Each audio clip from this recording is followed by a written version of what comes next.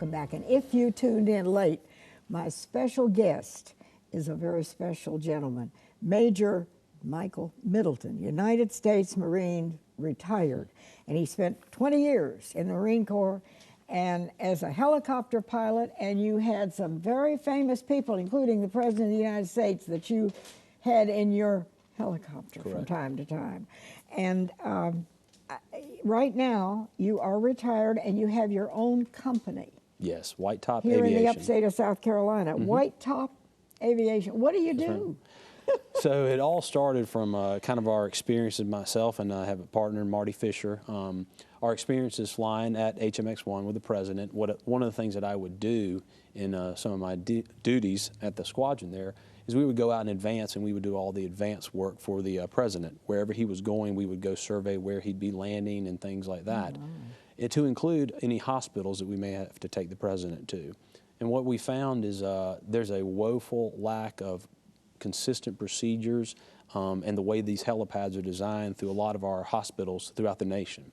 So we took that, and obviously once I retired, we started basically doing some consulting for hospitals to show them some of the discrepancies they have and how to improve safety at some of their helipads. So we've done everything from doing risk mitigation at some of these hospitals. We've done analysis all the way to the design of a new helipad. And we've developed some web-based tools that hospitals can use and purchase through us so they can actually do safety and maintenance surrounding their helipads. And we've invented a proprietary risk analysis system that will give a quantitative score of the risks associated with a helipad. And from that, we started using drones also, what people refer to as drones, and we call UASs, unmanned aircraft systems. That's, most of us find that a little scary, you know? That's usually the reaction we get. I get two reactions. From a certain age point up, it's very scary. From a certain age point down, it's, oh, that's really cool. I'd like to learn more about that. So I think there's a little bit of both, and I think like with any technology, it can be used for great good or great evil. Well, everybody's talking about drones. Yes. And they have no human, I mean, it's like they were released from humanity. Well, some of them can be programmed and they can fly autonomously after they've been programmed. And that's scary. All of them can still be controlled by a controller. And yeah, some of it can be, especially for me as an aviator and someone who's flown, you know, in our national airspace. It is a little bit frightening to know some of the folks that are out there flying these and they have no concept or understanding of the national airspace.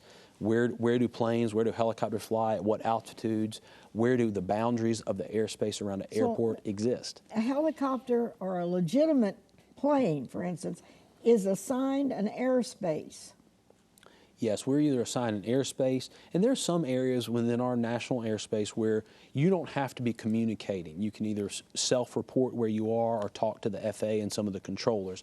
But certainly as you get closer towards the confines of an airport or certainly metropolitan areas, there are restrictions on where you can fly that helicopter or that airplane.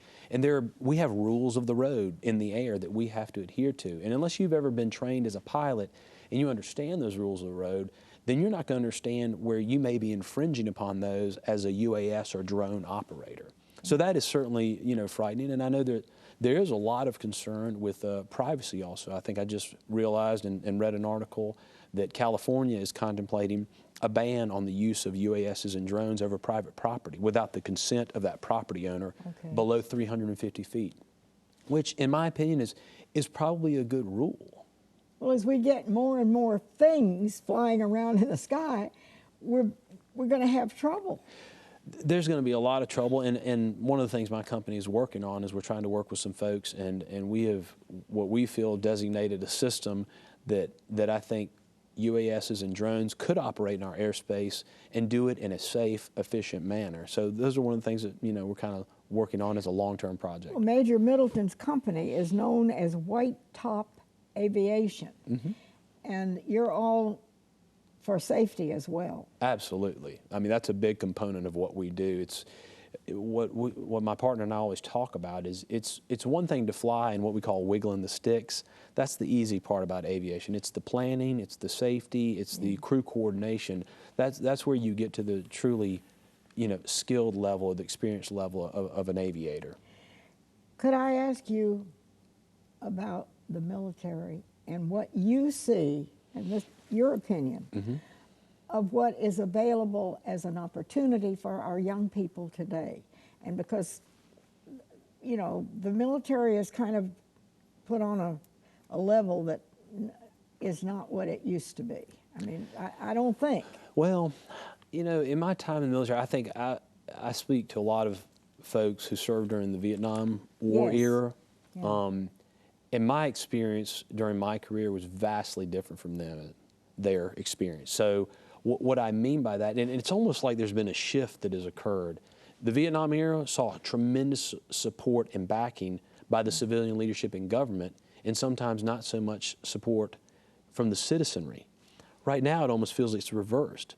There's a tremendous amount of support, I think, within the citizenry of this country for our military members, but yet I feel there's a huge lack of support from our senior leadership in the government and even senior leadership in the military, because sometimes I think some of our senior leadership in the military fall into the trappings of thinking they're in the political process. So now, for opportunities for young people, I think they abound in the military. Really? I think there's a lot of, I mean, there's a tremendous amount of technical skills, opportunities, education, training, and real-world experiences that you're not going to find anywhere else in this country. Now, as the economy hopefully gets better, although we keep waiting, what, 6 years into this for actually to get better and really start taking off, I think it's going to be harder for the military to attract the top talent that we'd want to see in the military. So it's going to be difficult, but there are lots of opportunities, I think, for young people. In all branches of the service. Oh, absolutely, You know. all branches. And you, of course, as a Marine. That's my preference. I think everybody should look at the Marine Corps, but that's my preference. But it always seems like the Marines are the ones that, when there's a crisis, they depend on. Absolutely. I mean, Now, that's not putting down the other. No. Because I mean, the military has certainly evolved and matured to it is really a joint effort, and I think there is a consensus with all the military. And I know when I left and retired, there's a consensus among all branches of the services that, hey, we are a team, we work as one. We certainly have our pride in our own branches of our service, Yes. and certainly, you know, if we go drink a beer together, we're going to start teasing each other. And that opportunity extends also to women in today's world, does Absolutely, it not? absolutely. So Absolutely. a young woman coming out of high school could consider a military career just like a Oh, absolutely, man. absolutely. I served with many women in the Marine Corps, and they have phenomenal careers. Again, and I think that's what I always saw in the military was such a neat, as such a great institution in this country. We always talk about diversity and inclusion. Yes. You know what?